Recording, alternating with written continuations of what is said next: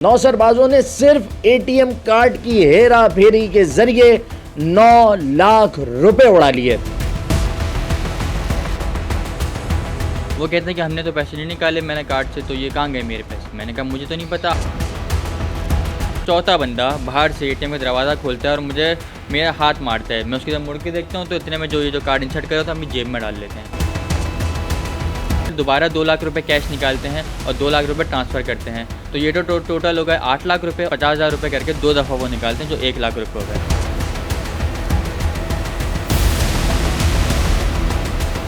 अस्सलाम वालेकुम नाज़रीन, डेली पाकिस्तान के साथ मैं हूं मिर्ज़ा सुबान बेग। कराची के रहने वाले हो जाएं होशियार, क्योंकि नौसरबाजों ने लूट का एक नया तरीका ढूंढ निकाला है। बगैर गन पॉइंट के, बगैर किसी धमकी के, एक नौजवान के बैंक अकाउंट से नौसरबाजों ने सिर्फ एटीएम कार्ड की हेरा फेरी के जरिए 9 लाख रुपए उड़ा लिए।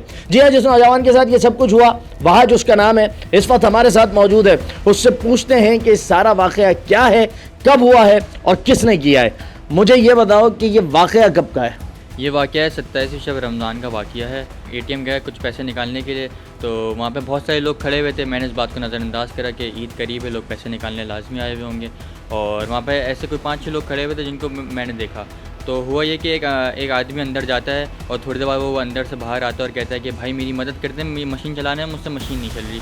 तो मैं भी मदद की नियत करके अंदर चले जाता हूँ मदद करने के लिए। और जब मैं अंदर मदद करने जाता हूँ तो उनके कार्ड की जो लिमिट होती है वो पूरी हो जाती है। ये बात मैं उनको बताता हूँ तो उस बात को वो नहीं मानते। वो अच्छा, ये उनकी मशीन पे लिखा हुआ आ रहा था। जी जी, कि आपकी लिमिट एक्सीड हो गई है उनके कार्ड की। तो ये बात मैं उनको बताता हूँ। वो कहते हैं कि हमने तो पैसे नहीं निकाले मैंने कार्ड से, तो ये कहाँ गए मेरे पैसे। मैंने कहा मुझे तो नहीं पता, आप बैंक में अपना पता कर लेगा। तो उन्होंने कहा ये शायद एटीएम का मसला है या कोई और मसला, अपना कार्ड चेक करें, क्या पता आपके साथ भी हो।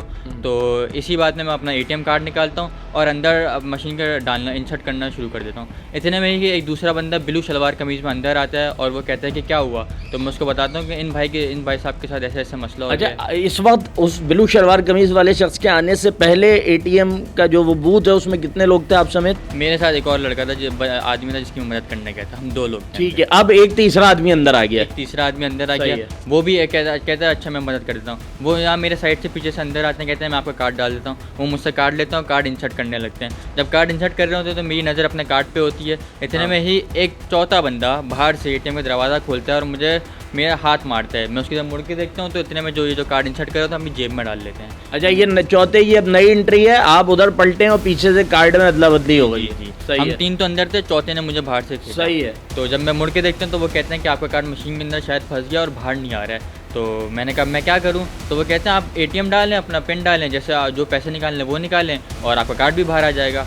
मैंने कहा अच्छा। अब वो कुछ करते हैं, मैं उसको एटीएम का अपना पिन डाल देता हूँ। आपने पिन उनके सामने डाल दिया? मैंने गलती करके पिन उनके सामने डाल दिया, मुझे इस बात का होश नहीं था इतने में। लेकिन कार्ड बाहर नहीं आया। मैं 10-15 मिनट वहाँ खड़ा रहा कि कार्ड बाहर आएगा या कोई मसला होगा, लेकिन कार्ड बाहर नहीं आया। फिर उन्होंने मुझे कहा कि आपका लाके ब्रांच से कार्ड कलेक्ट कर लेगा, आपका मशीन के अंदर ही कार्ड होगा। ये बात सोच समझ के, ये बात मैं जान के मैं चले जाता हूँ अपनी गाड़ी में बैठ के। जब मैं घर चले जाता हूँ तो तकरीबन 9:30 बजे के करीब, 9:35 के करीब 2 लाख रुपये मेरे अकाउंट से ट्रांसफ़र किए जाते हैं। और अकाउंट आपका है?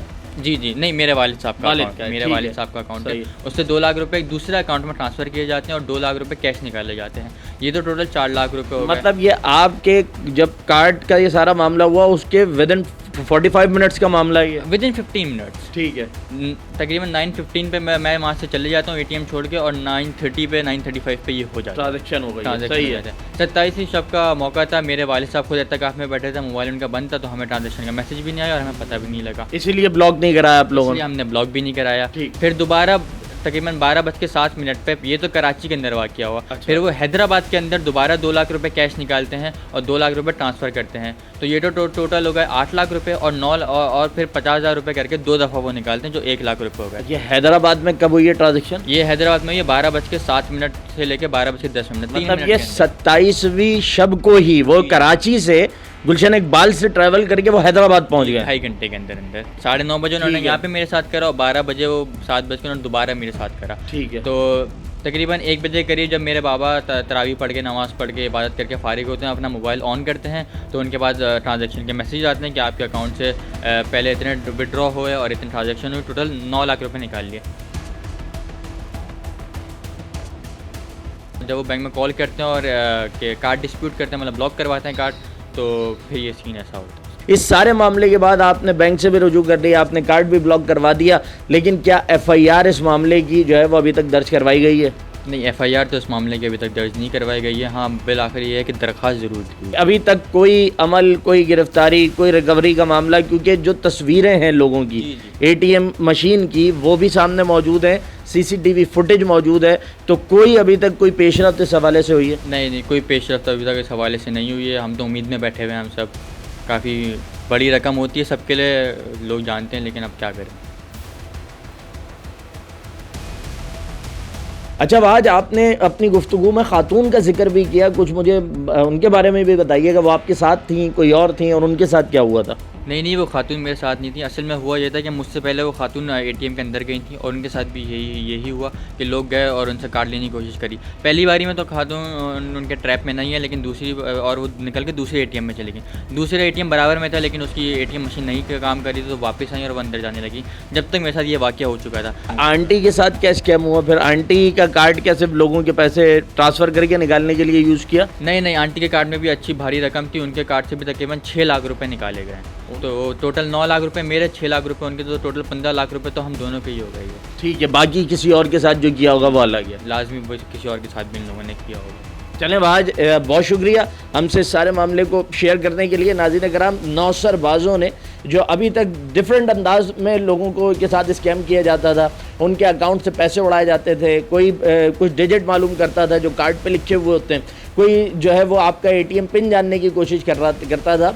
लेकिन अब ये नया तरीका है कि आपका कार्ड आपकी आंखों के सामने से उड़ा लिया जाएगा और उड़ाने के बाद आपसे एटीएम पिन किसी दूसरे अंदाज में जानने की कोशिश की जाएगी और फिर आपके अकाउंट से या तो पैसों की ट्रांजैक्शन होगी या फिर दूसरे अकाउंट से पैसे उसमें ट्रांसफ़र करके निकाले जाएंगे, ताकि लिमिट्स कहीं पर अगर क्रॉस हो रही हूँ तो ज़्यादा से ज़्यादा रकम को निकाला जा सके।